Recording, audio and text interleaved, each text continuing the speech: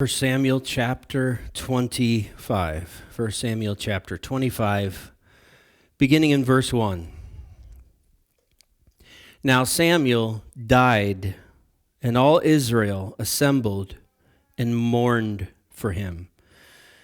We begin the chapter with a very major loss for the nation of Israel. I'm sure it sent shockwaves through the promised land as we watch the nation here mourning the passing of a spiritual giant. I'll never forget how I felt when Billy Graham passed away in 2018. I'll never forget how I felt when Chuck Smith passed away in 2013. To me, those were American Samuels. Those were just special guys, special servants of the Lord, and those kind of losses are devastating to those of us who are left behind here on the earth.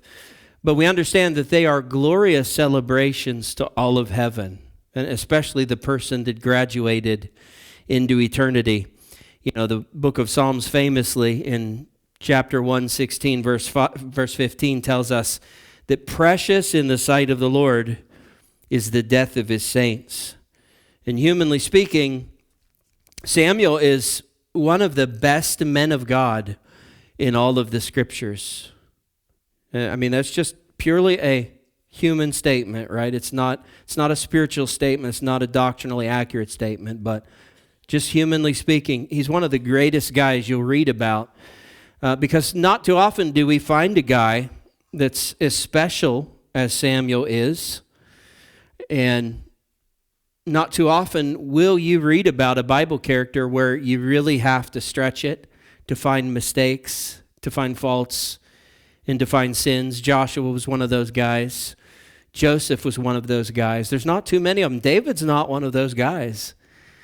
But Samuel was. In fact, the only thing I can really find wrong with anything that Samuel did is if I'm seriously nitpicking, and it would be over the issue of the corruption of his sons and Samuel's inactivity to step up and do something about that corruption. Instead of firing his sons, instead of actually correcting them other than giving them a good talking to, Samuel really did nothing there. But again, that's really stretching it, trying to find something that Samuel did wrong in his life. I'm not saying he didn't do stuff wrong. I'm not saying he was without sin or almost without sin.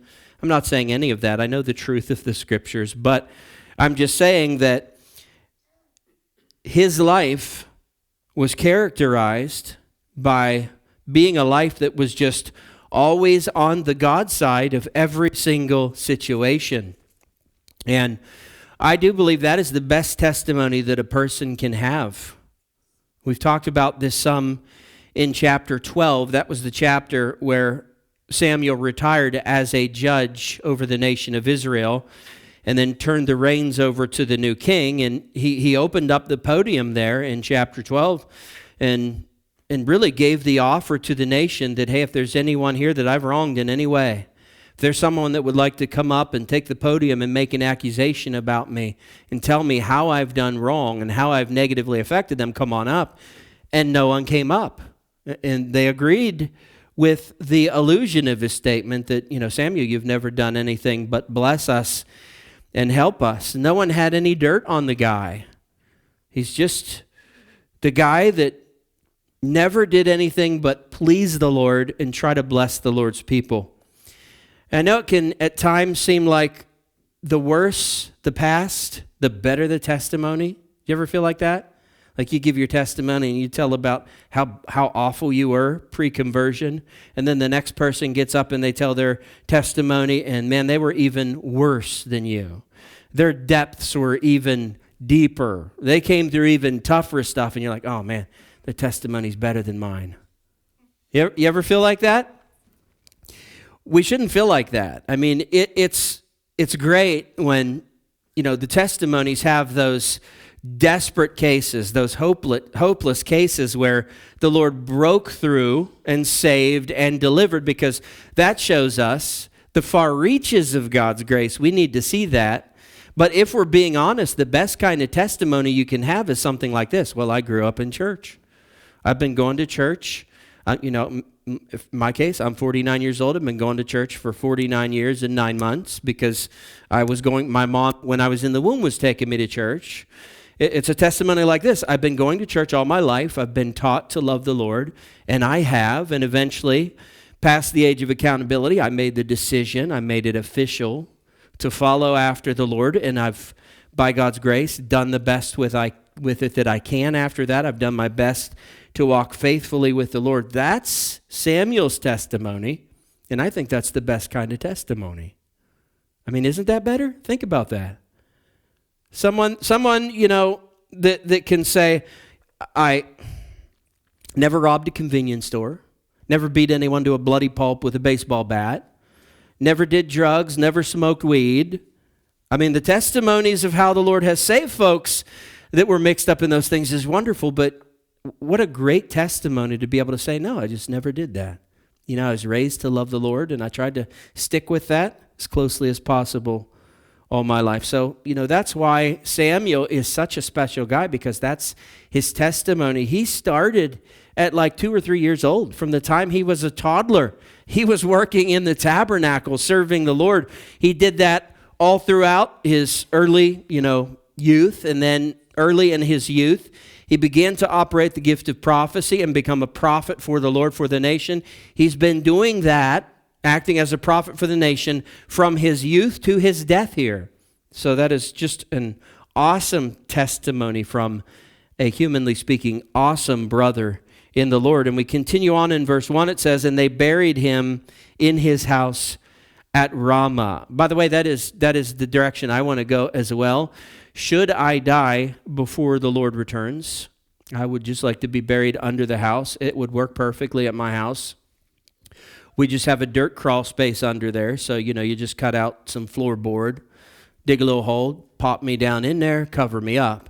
But I do want to let you know, I'll make sure it's done right. I do want to make sure I get a medical professional to give me the official death clearance and rule out homicide. And the reason I say that is because, if I go missing for a couple months and eventually they find me buried under the house, Maggie's got some answering to do, all right? So I'm going to do it right, but that is the way I want to do it.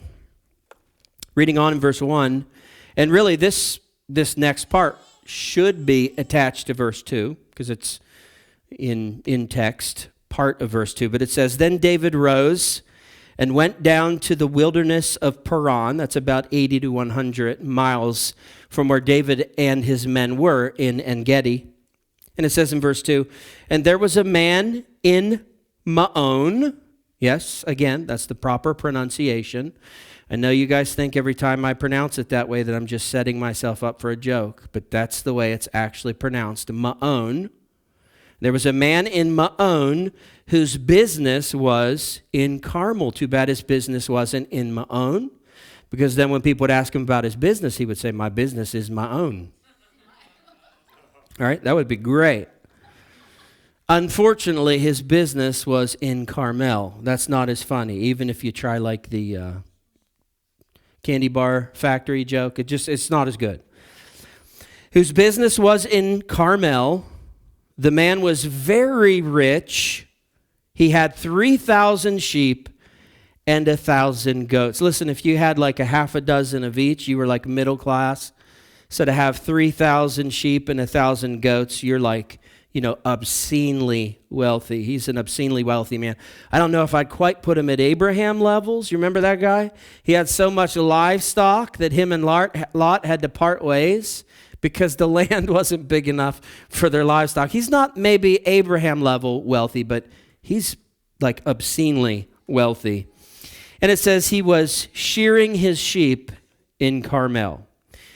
Do you remember from chapter 23 when we talked about the grain harvest and how that was a very vulnerable time for a little community when they all got together on that day to do their grain harvest, and then they, carried it in, they harvested, they brought it in, they threshed it, and then as it was finished being threshing, it was down to just the product, and that was a vulnerable time where more than likely Philistine raiders might drop in unannounced and try to run off with their crop.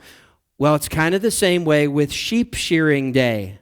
Remember, for grain harvest, if they were able to successfully get all of that grain into their storehouses without it getting stolen by the Philistines, that they would have a big feast at the end of the night. Remember we talked about all that?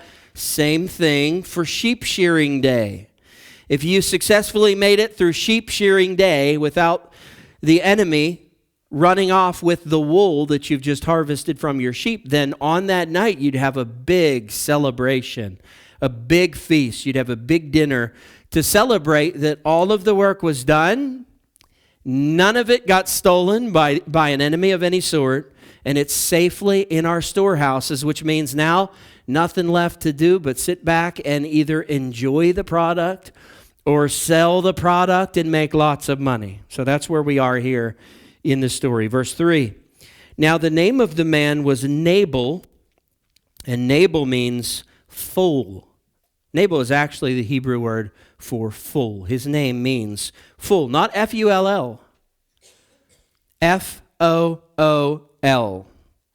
That's what his name means. Now, I'm not sure if it's a given name or a nickname, but it had to be one or the other. Either his parents predicted the fool that he'd become, or his friends recognized it and nicknamed him fool. One way or another, his name is Fool. And it says, and the name of his wife, Abigail, and Abigail means my father's joy. And then it says, the woman was discerning and beautiful, but the man was harsh and badly behaved. He was a Calebite. These are two very opposite extremes. You know, Nabal, it seems, was his father's regret, more than likely, but Abigail was his father's joy. Nabal was a fool, and Abigail was very intelligent and sensible. He was a big old jerk, and she's just a beautiful person inside and out. So how did two people like this end up getting together? Probably the same way me and Maggie did.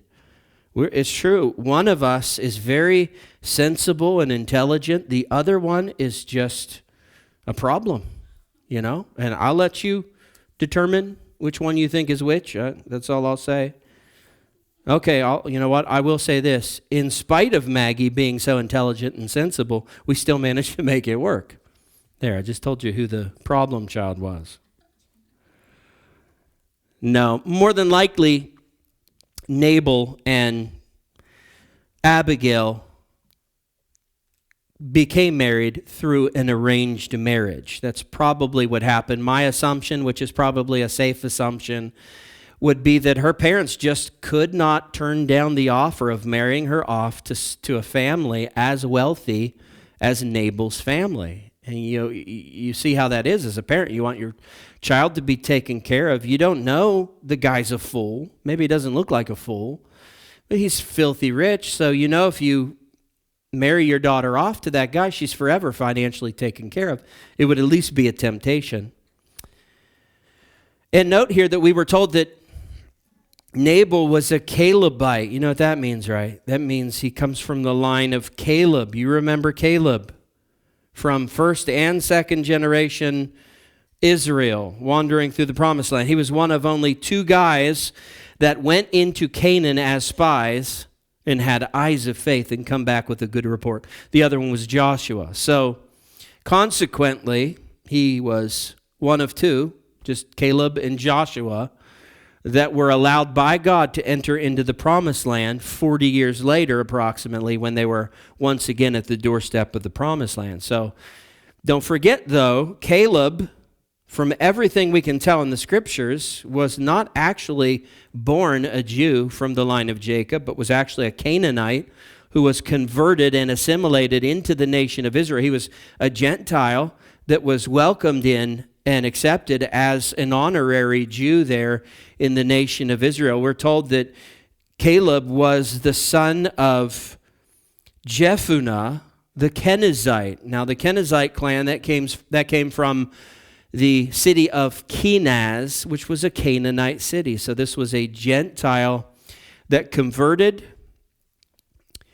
became an honorary Jew, and then ends up being one of the best That's the family tree that Nabal the fool is from.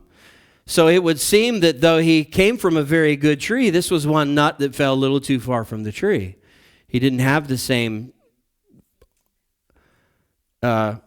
respectable character, the same levels of faith and closeness to God as did his ancestor Caleb. We read in verse 4, David heard in the wilderness that Nabal was shearing the sheep. So that means, David knows this is a big day for Nabal and his family, for all of his workers. He knows on that very night there's going to be a gigantic feast. So David wants to get a special message to Nabal.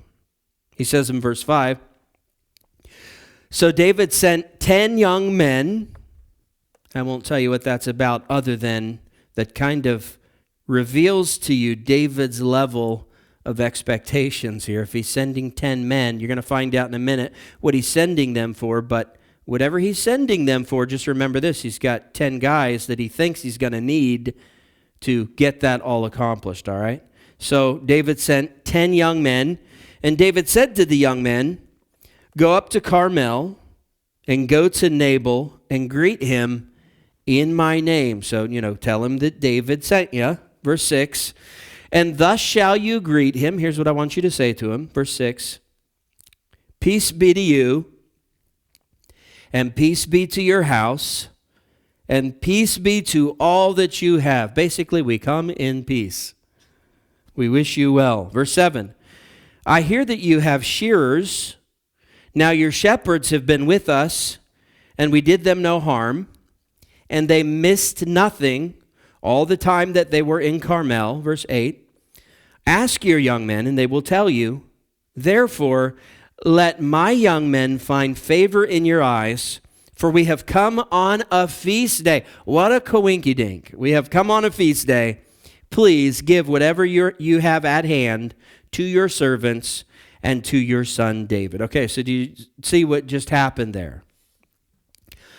Unbeknownst to all of us, not to Nabal would have known this, but unbeknownst to all of us, David's men, for quite some time, have been providing security for Nabal's shepherds and his sheep. When he says they miss nothing at all, that simply means we were right there with your sheep, and we didn't steal and barbecue a single one of them. So you weren't missing any of your sheep because of us. But it also means we were a force of protection for you. We were a security force for you. Because not only did we steal any of your sheep, but we didn't let any of the filthy Philistines do it either. And we didn't even let any wild animals steal your sheep. We protected your goods, and we made sure that your shepherds didn't have to worry about protecting the flock. All they had to do was be concerned about feeding the sheep, having them in good pasture, stuff that shepherds should do if they have a good security force around them. It was all handled by David and his boys. But remember, David and his men, they're still in hiding. They're still running from Saul, trying to avoid him. It is a military, but this is not a funded military. They don't have a Defense Department budget. What? War Department now, right. They don't have a War Department budget. They have hundreds, perhaps thousands of people to try to take care of them. And here's the really bad part. Not a single one of them has a job because they're all outlaws. They can't get jobs. They can't make money. So their survival at this time pretty much depends on scavenging and handouts, the mercy of generous people. So that's what David's doing here. He's asking for a handout. Basically, he's saying, we've just provided services for you. And if you've appreciated our services, here's a tip jar. You're welcome to give us a donation. And I'm convinced that David and his men really did this out of the kindness of their heart. I think they did it because David's a shepherd at heart, and he loves sheep, and, he's for the commoner. He's for the little guy. Now, Nabal's not exactly a small player, but he's a commoner. He doesn't want the Philistines coming in there or wild animals coming in there and wreaking havoc on that flock. I believe he did it out of the kindness of his heart. I don't think this was like planned out, like months in advance. David saying, hey, there's a very wealthy guy. I got an idea. Here's what we do. Let's just take 2 or 3 months. Let's provide security for this really filthy rich guy.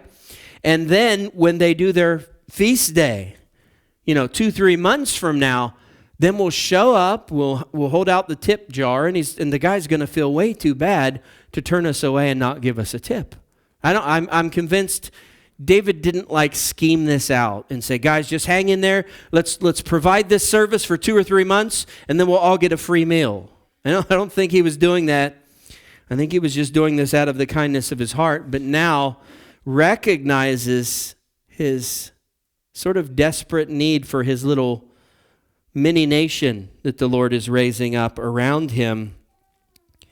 And it says in verse 9, when David's young men came, they said all this to Nabal, so they relayed this message on to Nabal in the name of David, and then they waited. Verse 10. And Nabal answered David's servants, who is David? Who is the son of Jesse? Well, it sounds like he actually knows who David is. If you know enough about David to know that he's the son of David, I think you're playing games. I think you actually know who David is. I don't think he's trying to say, I've never heard of you before. And I think what he's saying is, who are you to ask for a handout from me? You're a nobody. That's the way that I read this. Who is David? Who are you? There are many servants these days who are breaking away from their masters. Ouch. Okay. I think we know where this guy stands on the whole. Who's right, Saul or David? I think we know where this guy stands on who caused this rift, Saul or David. Who's the problem, Saul or David? Who's the innocent party, Saul or David? And I think he just made it very clear he views David as the rebellious one. He views David as the guy that revolted against Saul. He views Saul as the innocent party, and clearly he's loyal to Saul and is not about to help David out in any kind of way. He was okay with accepting David's help, but he's not about to help David out. And hey, whatever, everyone is entitled to their opinion, but here's where we really have the problem. The problem really is the insult. He didn't need to insult David. All he had to do was say, look, we're a little tight around here. Well, I guess that'd be a lie. Look, I'm just not going to give you a handout. That's all he had to say. He didn't have to insult David. This insult is going to cause an awful lot of trouble in this chapter. Verse 11, he continues on. He's ranting a little bit now. Offended and affronted that David would ask for a handout. Shall I take my bread and my water and my meat that I have killed for my shearers? Do you sense a little greed here? I, me, my, I, me, my. I sense a little greed here. It's all about him. I think maybe that's the reason, the real reason that David isn't getting the handout. It's really probably greed. Shall I take my bread and my water and my meat that I have killed for my shearers and give it to men who come from I do not know where? Touché, I guess. Major burn. What a weirdo, right? Men who come from I do not know where. Who talks like that? Verse 12. So David's young men turned away and came back and told him all this. And we have nothing to worry about, right? David's been in worse situations. He's going to handle this just fine, isn't he? I mean, look at all the stuff Saul put him through. Saul has made his life a disaster, one after another. And David's just handled it all perfectly fine. David never once would lash out and fire back So we don't have to worry about David taking vengeance upon himself, do we? I mean, he gave us that whole discourse in chapter 24. Oh, I'd never take the vengeance away from that. That's the Lord. Let the Lord handle it. It's the Lord's problems. It's the Lord's enemies, right? David's not going to let this little issue cause him a problem, is he? Well, about that, we better keep reading. Verse 13, and David said to his men, every man strap on his sword. And every man of them strapped on his sword. David also strapped on his sword. And about 400 men went up after David, while 200 remained with the baggage or the supplies. Verse 14, but one of the young men, one of the shepherds who were there and overheard all of this, told Abigail, Nabal's wife, behold, David sent messengers out of the wilderness to greet our master, and he, Nabal, railed at them. He insulted them. See, that's the problem here. He insulted them. That's what brought out the swords, the insult. Not the fact that he didn't give him a handout, that's understandable, but the fact that he insulted David and his men. Verse 15, yet the men were very good to us. David and his guys, man, we loved their help. They were awesome. And it says, we suffered no harm, and we did not miss anything when we were in the fields. What do they mean when they say miss anything? I guess I've covered it, right? That means no sheep came up missing. That's what that means. And he's saying it again. This is the shepherd now saying it. Look, we didn't lose a single sheep while we were hanging around with David and his security force. We did not miss anything when we were in the fields as long as we went with them. Verse 16, they were a wall of protection to us both by night and by day, all the while we were with them keeping the sheep. Okay, so now the way that I read this is that David and his men were doing more than just protecting the sheep. You read that right. It wasn't David and his men following the sheep and the shepherds around. It's the other way around. We just read it. Twice he says it, that it was actually that the shepherds and the sheep were following David and his men around. So I think David wasn't just protecting them, but David was being an expert shepherd. And he was able to say, come over here. This is a safe place and really good pasture over there. I know these areas. I've had sheep out here before. This is a good spot to be. Bring them over here. We got that wall of protection over there. We'll watch this side. You're going to be good right here. So David just falling back on his experience, I think, was a huge help and a huge asset to these men and their sheep. That's his background. He's very dedicated and gifted shepherd at one point in his life. So this kind of work is right up his alley.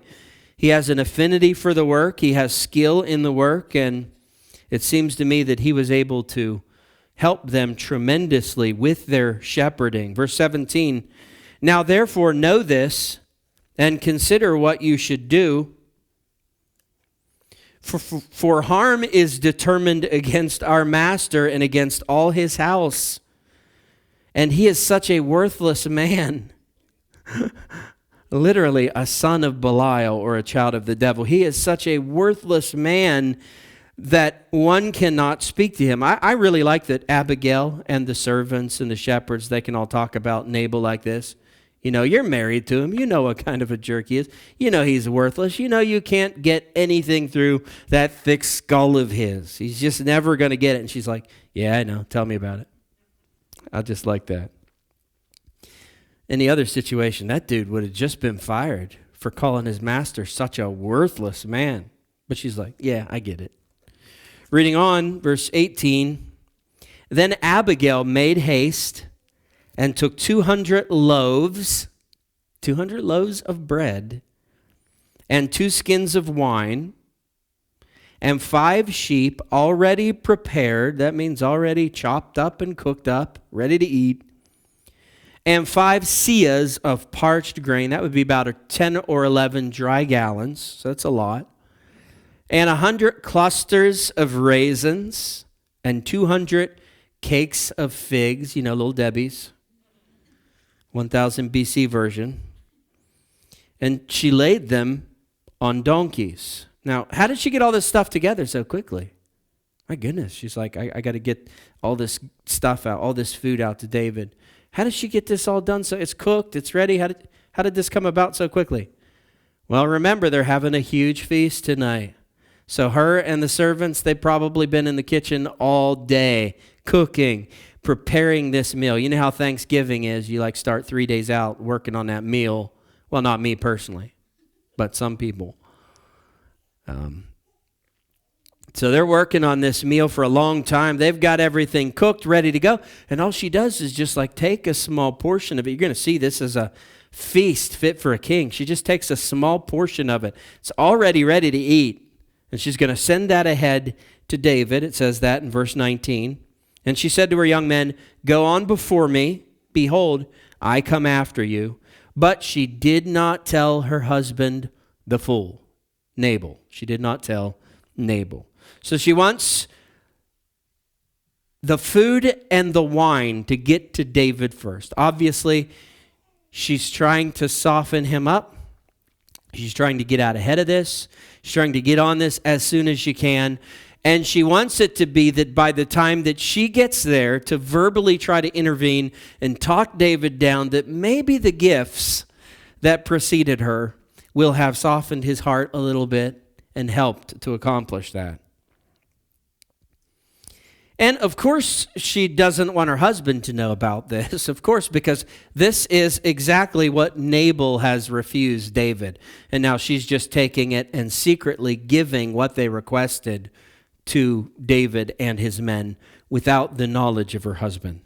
I can't say I would encourage all of the things that Abigail does here regarding her husband, the things that are said about him. You're going to find out shortly what I'm talking about. The things that are said about him, the way she goes behind his back. I won't say that's justified or condoned, but I think we kind of understand the man that she's trying to work around here, the problem that he is, the worthless, foolish fellow that he is. She's doing her best, so we give her some grace here. It says in verse 20, "And as she rode on the donkey and came down under cover of the mountain, behold, David and his men came down toward her, and she met them." So if you were watching a Western, this would say right here that she cut them off at the pass. That's what happened. She cut them off at the pass. Now, verse 21 gives us, for the first time, the actual full words of David. All we've read so far is that David told his men to strap on their swords. And they strapped on their swords, and there were servants or shepherds that were present when that took place. So they were able to go and tell Abigail, David is coming and he means harm. We're all in danger. You're full of a husband. He's going to get us all killed. That's all that we've been told so far. But these guys know the full story. They know everything that David said here. We're just now getting it, but these guys already know that. So let's read it in verse 21. It says, "Now David had said, surely in vain have I guarded all that this fellow has in the wilderness, so that nothing was missed of all that belonged to him, and he has returned me evil for good." Verse 22, "God do so to the enemies of David, and more also, if by morning I leave so much as one male of all who belong to him." I think it goes without saying that this is a pretty severe overreaction on David's part. Yes, Nabal insulted him. It wasn't a good thing, but now David is so furious that he is on his way to, in cold blood, murder this guy Nabal, and not just Nabal, but every single male that is connected to this guy. You realize that means even the shepherds that they've been protecting for the last 2 or 3 months, David's ready to go in there and hack them all to pieces, all because this fool of a guy has insulted him, and it's made him a little angry. I mean, this is crazy, seeing the heart condition of David like this. When King Saul was hunting David down, trying to kill David, and David, in what seemed like it could have been a twist of fate where David now had a chance to take Saul's life, what did he do?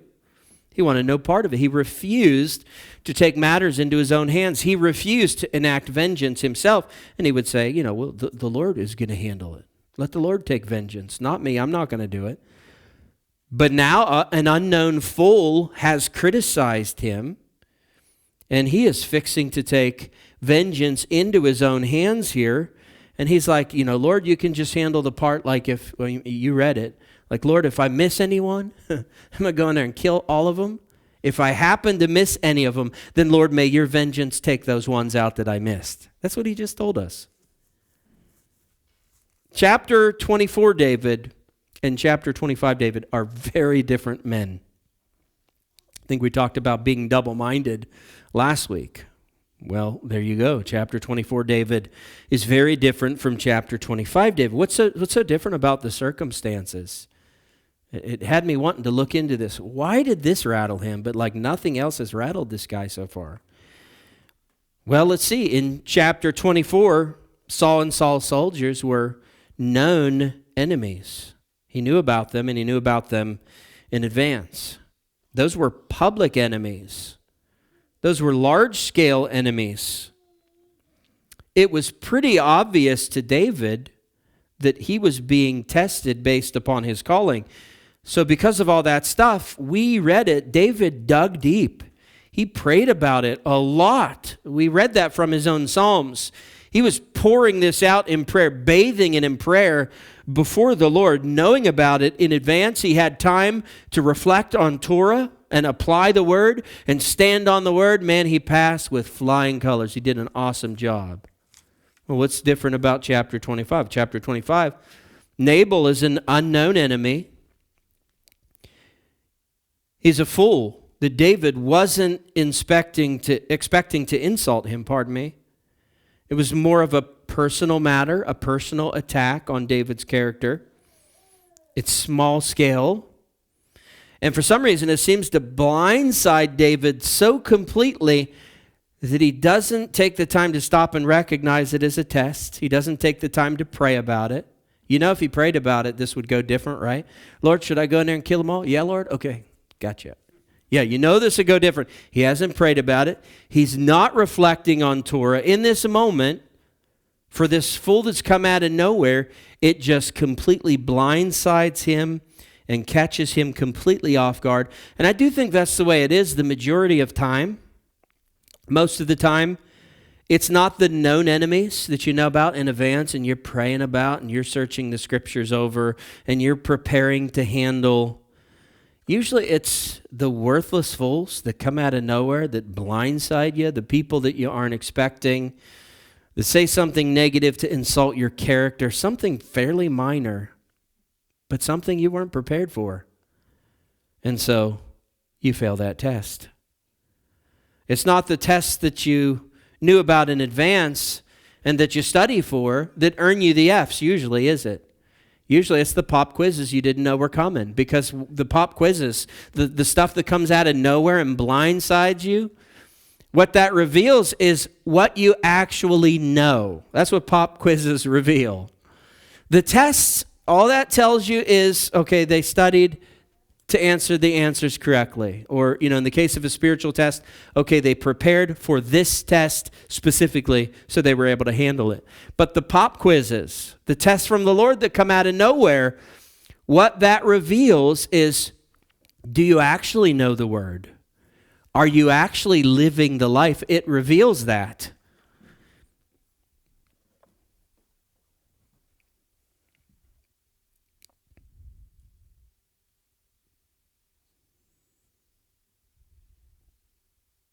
So when the worthless fools of life come out of the woodwork, that's a great way to find out if you really do know the word and live it.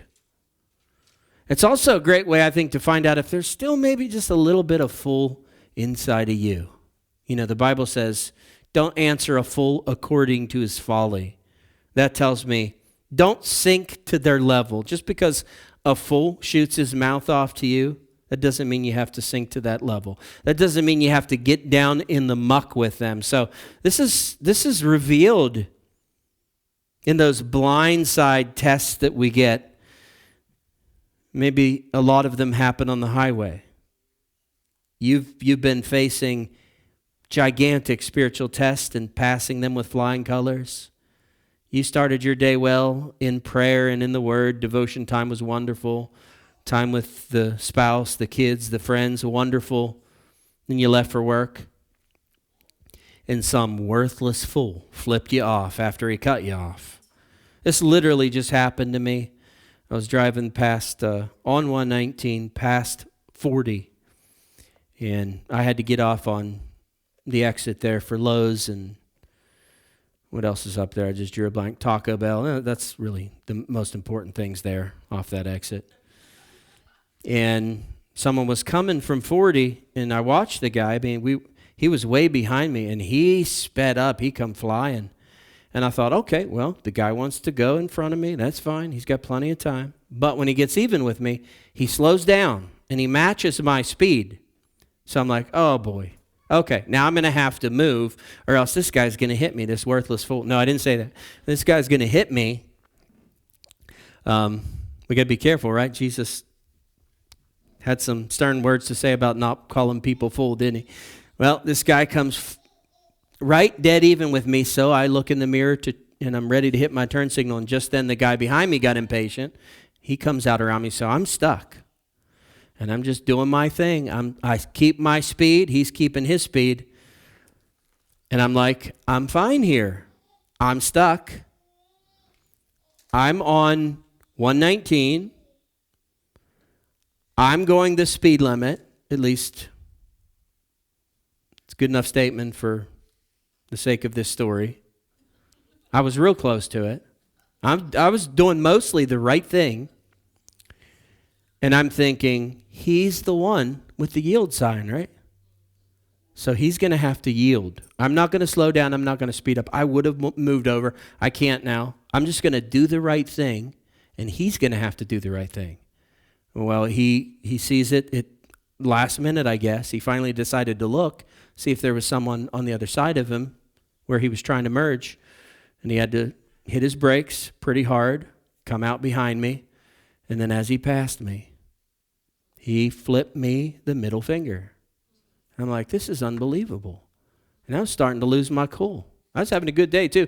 I'm spiritually on a high, and like this guy, I won't say Nabal, but this guy out of nowhere flips me off. And I was about to lose my cool. I actually honestly thought to myself, that guy is so lucky this was not the pre-saved Arlyn. Because I will tell you what the pre-saved Arlyn would have done. I would have got off that exit so fast, hopped right back on. I would have drove until he stopped. You know what? It's not important that you know what I would have done. What's important is that this one blindsided me, caught me off guard. I took it as a personal insult to me. And what could I do? Went and bought stuff, forgot all about it, did my thing, and let the Lord soothe that. We have to do that. We can't let fools, I'm not calling him a fool, but we can't let fools drag us down into the muck with them. Verse 23, when Abigail saw David, she hurried and got down from the donkey and fell before David on her face and bowed to the ground. Verse 24, she fell at his feet and said, on me alone, my Lord, be the guilt. Now, if you don't already absolutely love this person, this lady, Abigail, I think this is going to help. She's completely sacrificial here. She's done absolutely nothing wrong. If anything, the only thing she's done wrong is marry a worthless fool. But she's willing to take the fall for this fool here. She's willing to be the lady that takes all of the heat from David just so that her family, her friends, her servants, her workers, just so that all of their lives can be spared. Reading on in verse 23. Please let your servant speak in your ears and hear the words of your servant. She's used servant twice, so that means she's submitting herself to David's kingship. She's recognizing him as the rightful king over Israel. So Nabal may have his King Saul signs stuck in the yard at home, but it's not an all Saul home. There's a secret, loyal to David member in that home. Verse 25, she says, let not my Lord, as in ruler or king, let not my Lord regard, and she's talking about her husband here, Regard this worthless fellow Nabal, for as his name is, so is he. Nabal, fool, is his name, and folly or foolishness is with him. So fool is his name, and foolishness is his game. A fool's gonna fool. He's a fool, and he does foolish stuff. So she says, but I, your servant, did not see the young men of my Lord whom you sent. And what she means by that is when you sent the 10 men, I'm really sorry, but they had to end up having this interaction with my husband, the fool. I'm sorry I didn't see those 10 guys that you sent.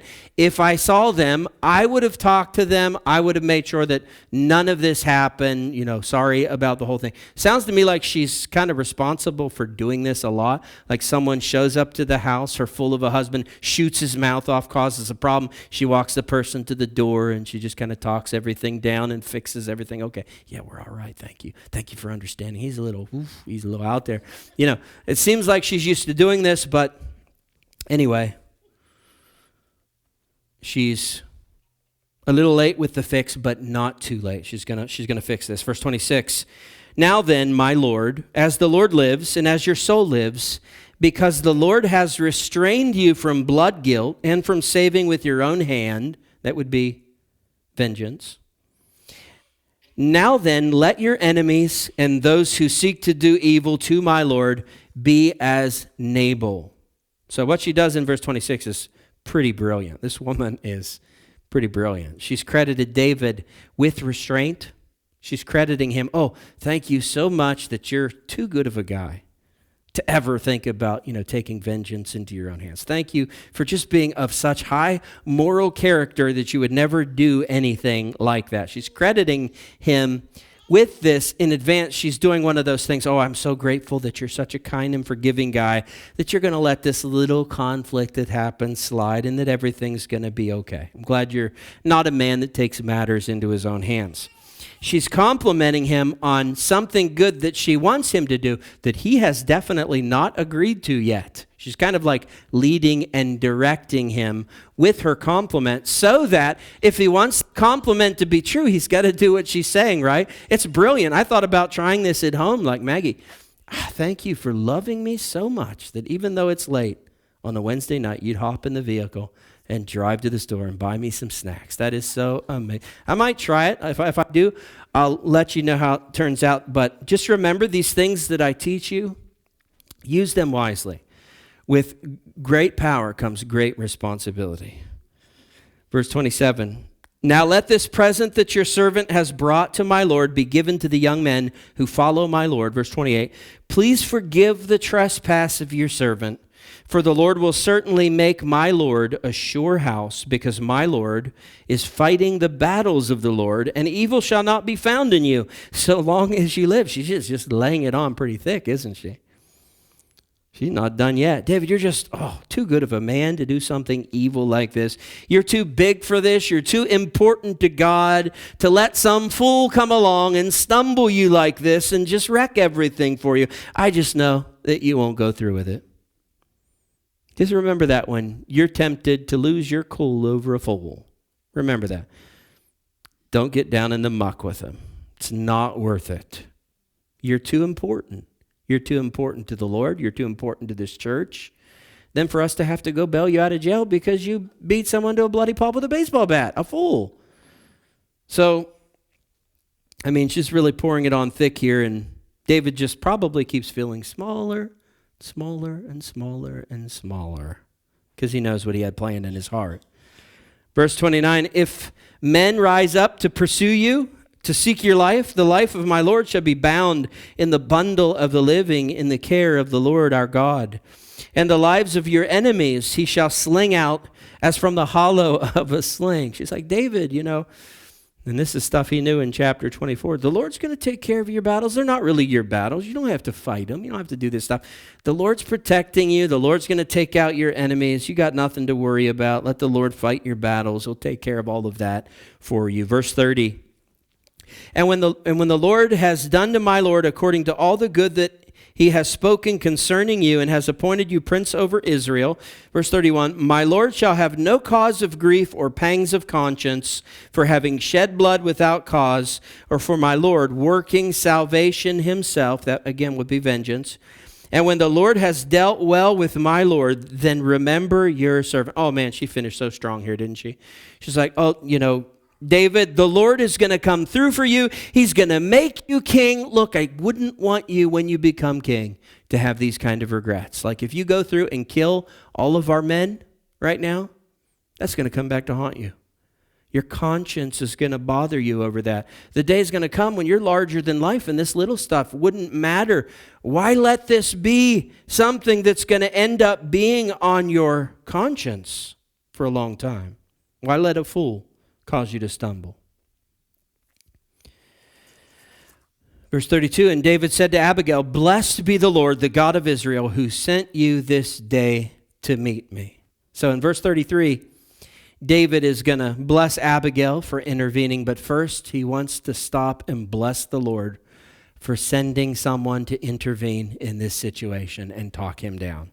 So he says in verse 33, blessed be your discretion and blessed be you, who have kept me this day from blood guilt and from working salvation with my own hand. You've kept me from lashing out and taking vengeance into my own hands. Verse 34, for as surely as the Lord, the God of Israel lives, who has restrained me from hurting you, unless you had hurried and come to meet me, truly by morning there had not been left to Nabal so much as one male. David saying, I'm not bluffing here. I was really going to do this. I was going to slaughter every single one of your men. Verse 35. Then David received from her hand what she had brought him, and he said to her, go up in peace to your house. See, I have obeyed your voice, and I have granted your petition. Verse 36. And Abigail came to Nabal, and behold, he was holding a feast in his house, like the feast of a king. And Nabal's heart was merry within him, for he was very drunk. So she told him nothing at all until the morning light. I mean, he's a fool without the wine, without the drunkenness. So, yeah, you definitely don't want to have this conversation with a drunk fool. She waits till morning, verse 37. In the morning, when the wine had gone out of Nabal, his wife told him these things, and his heart died within him, and he became a stone, or he became as a stone. So it seems that this news has gotten Nabal so worked up that he has had a medical incident here of some sort. It sounds like the description of a heart attack, and it sounds like his heart actually stopped for a little while, and it says he became as a stone, so that means he was completely unresponsive for a little while, and for all intents and purposes, it seemed as though he had died. But never fear, he's not dead here. He's not dead in verse 37. He survived this, okay? Reading on, verse 38. And about 10 days later, the Lord struck Nabal, and he died. Okay, now he's dead. Now he's dead. All right, now you can worry about him. 10 days later, 10 days after the medical incident, he dies permanently. And see, the Lord took care of this problem all by himself. The Lord didn't do this in response to anything David did or didn't do. This was God's plan. This is what God was going to do. All David had to do was wait one day. And I know he didn't kill him on the following morning after sheep shearing day, after the feast, but on the next day, he had the medical incident that would eventually claim his life 10 days later. All David had to do was wait. Look how close David came to such a horrible decision, all because, he wouldn't have ended up waiting that last final day. How often are we taught that in the Bible? Just wait on the Lord. Pray about it. Wait on the Lord. Verse 39, when David heard that Nabal was dead, he said, blessed be the Lord who has avenged the insult I received at the hand of Nabal and has kept back his servant from wrongdoing. The Lord has returned the evil of Nabal on his own head. Then David sent and spoke to Abigail to take her as his wife. I wish we could go into detail about this, but we're kind of running short on time here. Apparently, David also noticed what was stated in verse 3, that Abigail was discerning and beautiful. So now, as of verse 38, she's a widow, and she's not a widow long. David wastes no time in trying to snatch her up. Verse 40, when the servants of David came to Abigail at Carmel, they said to her, David has sent us to take you to him as his wife. Verse 41, and she said, I'm sorry. It's just too recent. This just happened. I'm not ready. I was married to such a great man. I loved him so much. He's going to take a while to get over. Okay, no, that's not what she said. And she rose and bowed with her face to the ground and said, behold, your handmaid is a servant to wash the feet of the servants of my Lord. Verse 42, and Abigail hurried. She hurried and rose and mounted a donkey, and her 5 young women attended her. She followed the messengers of David and became his wife. She did not hesitate to become his wife. It didn't take her all of a day to get over Nabal after his passing. Verse 43, David also took Ahinoam of Jezreel, and both of them became his wives. Verse 44, Saul had given Michal, his daughter, David's wife, to Palti, the son of Laish, who was of Galim. Now, I'd love to talk about David's marital situations here. Is this right? Is this wrong? Is this okay? He was married to Michal. Saul has taken Michal back and given Michal to another man. So Abigail's wife number 2, but he's only got one wife when he marries Abigail. But now this other lady, Ahinoam, comes along, and he marries her too. So now he's got 2 wives at the same time. And he's not done there. He's going to end up in 2 Samuel chapter 3, he's going to end up sending out for Michal, and he's going to say, I want Michal back as my wife, and he'll get her back. So he'll have 3 wives, and he's going to end up having, if memory serves, 8 wives and a handful of concubines. And if you think that's bad, his son's going to top that by a landslide, and Solomon's going to have 700 wives and 300 concubines. Did I get that right, or is it vice versa? Let me think. Yeah, 700 wives and 300 concubines. How does the Lord feel about polygamy? You know what? Let's not handle it tonight. We've talked about it before, and we'll leave it at that for now. We have plenty of time to talk about all of David's wives that will be coming along in the stories. But let's stand and let's go before the Lord in prayer. You let me teach for an hour tonight. I appreciate that. I generally don't go that long. But I knew this was going to be a long chapter. That's why I purposefully didn't include an introduction. Thank you for giving me an hour to teach tonight. And now may the Lord take everything that's been said and do the real work with it. Now that the teaching is done, let the teaching begin. Begin to work it into our hearts and into our lives, Lord, as we cherish your word, as we hold on to it. Give it the value that it deserves. Give it the place in our hearts and in our lives that it deserves. Thank you, Jesus. Bless the congregation as we go home and finish out our week. In the name of Jesus, we pray these things. Amen. Amen.